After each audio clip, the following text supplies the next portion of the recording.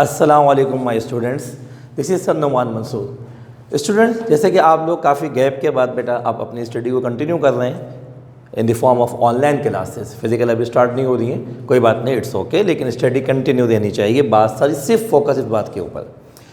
तो my students, अब आप 9th क्लास के अंदर एक न्यू सब्जेक्ट से इंट्रोड्यूस होने जा रहे हैं और subject name is physics. Science class 8 तक आपने स्टडी किया, बिल्कुल उसके डिफरेंट पार्ट्स होते थे, बायो, केमिस्ट्री एंड फिज़िक्स, इस तरह भी पोर्शन होते थे। लेकिन अब आप इंडिविजुअली हर सब्जेक्ट को कंसीडर करेंगे अपनी 9th स्टैंडर्ड में, यानी केमिस्ट्री एक सब्जेक्ट के तौर पर सामने आएगा, bio as a subject and physics is also as a subject consider होगा। तो माई सब्जेक्ट इज़ फिज़िक्स। तो first question is what is physics. हमारे माइंड में जो बेटा पहला क्वेश्चन आता है कि व्हाट इज़ फिज़िक्स, और आना भी चाहिए। किसी चीज़ की बेसिक जब तक नहीं पता होगी हम उस चीज़ को बहुत अच्छे तरीके से अंडरस्टैंड नहीं कर सकते। तो हमारे स्टूडेंट, सबसे पहले मैं आपसे अपनी बात आज के लेक्चर का जो मेरा बेसिक फिनोमेना, एक बेसिक कॉन्सेप्ट आपको देना है, वो है कि what is physics. But physics explain in इस वेरी सिंपल फिनोमेना, कि आपको एक सिंपल फिनोमेने के साथ बहुत इजी एक्सप्लेनेशन के साथ एक डेफिनेशन आपको मैं प्रोवाइड कर दूँ, जिसमें आप उसको अंडरस्टैंड कर सकें। तो what is physics?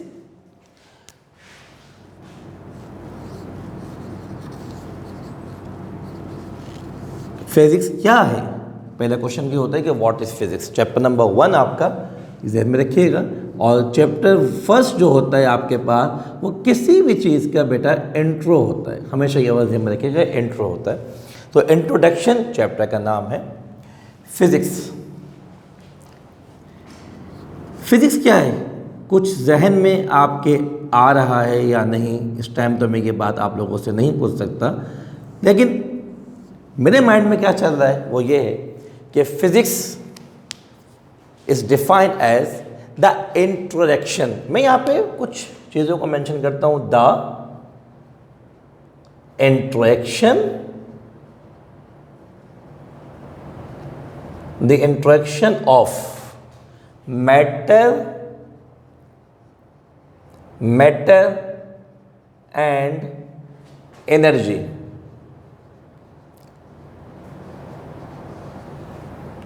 is called physics।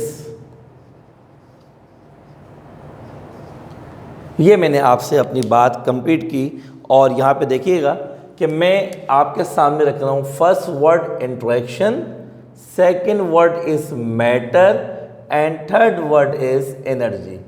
ये 3 चीज़ें आप देख रहे हैं, मैंने आपके सामने बोर्ड पर मेंशन कर दी है। Introduction, matter, energy. इंट्रोडक्शन का मतलब ये हुआ कि किसी भी चीज़ के दरमियान एक लिंक, कि वो उससे लिंक क्या कर रही है, दूसरी चीज़ मैटर और एनर्जी, यानी कि मैटर और एनर्जी में क्या लिंक है, किस तरह आपस में इनका कांटेक्ट है। और जब भी मैटर और एनर्जी का रिलेशन होगा, इंट्रोडक्शन होगा, तो वो फिज़िक्स बन जाएगी। बस मैंने ये बात नहीं की आपसे कि आप branch of science which deal physics is also branch of science, ये बात आप भी जानते हो, मैं भी जानता हूँ। डिफाइन फिजिक्स मतलब ये हो रहा है कि फिजिक्स को डिफाइन करना है, तो माय स्टूडेंट सिर्फ आपने डेफिनेशन के फॉर्मेट पर बात करनी है, इसको एक्सप्लेनेशन फॉर्मेशन पे नहीं जाना। ये डिफरेंस लाजमी ध्यान में रखिएगा। तो the introduction of matter, word matter, एक जन में क्वेश्चन आ जाता है कि भाई व्हाट इज मैटर। तो माय स्टूडेंट याद रखिएगा हमेशा कि मैटर किसे कहते हैं। आप अपनी प्रीवियस क्लास में पढ़ के आ चुके हैं कि एवरीथिंग, हर चीज़ that has mass and space, space means volume, हर वो चीज़ जिसका कोई मास हो और वो स्पेस ऑक्यूपाई कर ले। Space occupy means volume. तो 2 फिजिकल क्वांटिटी मेरे पास यहाँ पे आ गई, नंबर 1 मास और नंबर 2 स्पेस ऑक्यूपाई यानी कि वॉल्यूम। तो मैं अगर मैटर को, मैटर बेटा आपके पास बेसिकली डिवाइड हो रहा है नंबर 1 मास और नंबर 2 वॉल्यूम। अब यहाँ से अपनी बात को आप कॉन्सेप्ट क्लियर कर लेंगे कि व्हाट इज़ मैटर। बहुत ईजीएस्ट वे के अंदर मैंने आपको बात बता दी कि मैटर के पास सिर्फ 2 चीज़ें होंगी, मास और volume. That has mass, everything that has mass and volume, या स्पेस ऑक्यूपाई कह दिया आपने। तो क्या मैं मैटर हूँ? क्या ये बोर्ड जो आपके सामने है ये मैटर है? ये जो मेरे हाथ में मार्कर है, क्या ये मैटर है? अब इसका फैसला आप खुद करना है। मैं बता दूं क्या ये मैटर है या नहीं है। मैटर इन चीज़ों की कॉम्बिनेशन है। अब आप देख लेंगे जहाँ मास और वॉल्यूम होगा वो चीज़ मैटर हो जाएगी। आगे चलते हैं। लास्ट वर्ड एनर्जी, बहुत कॉमन वर्ड है हमारी लाइफ का। हम बार बार कहते हैं कि एनर्जी में लग रहा है, मैं एनर्जी कम हो रही है, मुझे कुछ एनर्जी कम लग रही है, लेकिन हम कभी ये नहीं पहुंच पाते कि what is energy. According to science energy क्या है? तो हमारे स्टूडेंट मैं आपको आज एक्सप्लेन कर दूँ इस चीज़ को कि एनर्जी किसे कहेंगे। What is energy? What is energy?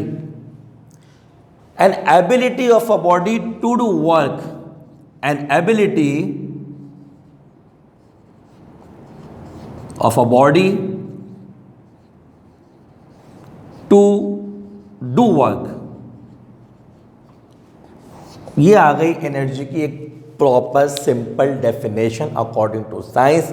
An ability of a body to do work, किसी भी बॉडी में अगर काम करने की सलाहियत है, इसका मतलब ये है कि एबिलिटी मतलब सलाहियत है, तो वो एनर्जी है। यानी कि अगर किसी भी ऑब्जेक्ट में वर्क करने की सलाहियत है और ये वर्क अकॉर्डिंग टू साइंस है। मैं कहा ना, एक के बाद एक बात आपके पास फिजिक्स में यही होता है कि हम अपनी लाइफ में आहिस्ता आहिस्ता करके जाना शुरू हो जाते हैं कि मैं यहाँ पे डिटेल में बात नहीं करूँगा, करने के लिए भी यहाँ पर बहुत सारी चीज़ें बातें हैं।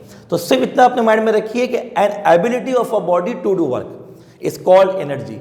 तो काम करने की जो सलाहियत है वो एनर्जी है। अब ज़रा वापस आइए, इंट्रोडक्शन कहाँ? मैटर। मैटर क्या? इसके बाद मास और volume, everything that has mass and space occupy, या वॉल्यूम कह लें आप। जो हर वो चीज़ जो मास रखे और वॉल्यूम जिसका हो उसे मैटर कह देंगे। और एक ऐसी जिसके दरमियान जिसका मास और वॉल्यूम है, एनर्जी उसमें जो है वो इंक्लूड है। क्योंकि ऑब्वियसली मैंने अभी आपसे कहा कि विदाउट एनर्जी तो वर्क ही नहीं हो सकता, और जब वर्क नहीं होगा तो कोई फिनोमेना कैसे परफॉर्म हो जाएगा। तो जब भी एनर्जी और मैटर आपस में एक रिलेशन फॉर्मेशन में आप स्टडी करेंगे, this is called physics. This is a simple definition of physics. The interaction of matter and energy is called physics. I hope you understand the basic concept of physics with 3 words. Number 1, interaction, matter and energy. बेटा उम्मीद है कि आपको ये बात समझ में आएगी। इंशाल्लाह नेक्स्ट क्लास के अंदर हम आगे टॉपिक कंटिन्यू करेंगे। अल्लाह हाफिज़।